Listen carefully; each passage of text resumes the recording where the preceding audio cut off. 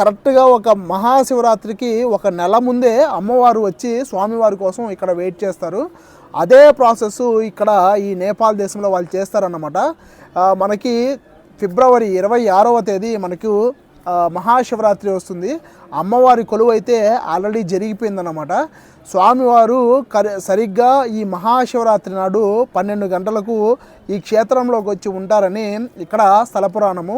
సరిగ్గా మీరు గమనించినట్లయితే ఇక్కడ ఉన్నటువంటి కొంతమంది పండితుల్ని అడిగి తెలుసుకున్నాం అన్నమాట ఇక్కడ ఉన్నటువంటి విషయాలు ఏంటి అనేది.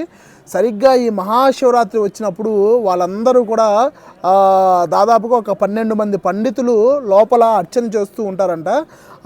ఈ మహా అఖండ జ్యోతులన్నీ కూడా ఆలయం చుట్టూతల పెట్టి ఉంటారంట. కరెక్ట్గా ఈ 12 అయ్యే సమయానికి భక్తులు కానీ ఉన్నటువంటి లోపల ఉన్నటువంటి పండితులు కానీ అందరూ చుప్చాప్గా సైలెంట్గా ఉండిపోయి కరెక్ట్గా 12 అయ్యే టయానికి ఒక్కొక్క జ్యోతి దగ్గర ఒక్కొక్క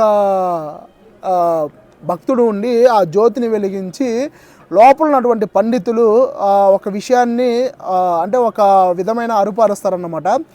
ఆయో ఆయో అంటే భక్తులు ఉన్నటువంటి ఇక్కడ ఉన్నటువంటి కొన్ని లక్షలాది మంది భక్తులు ఒకేసారి కలిసి మహాకాల్ ఆయో అనేసి దాదాపుగా ఒక అరగంట వరకు ఇక్కడ ఉచ్చారణ జరుగుతుందన్నమాట. స్వామివారు వచ్చారు అని అది ఒక సంకేతం అన్నమాట.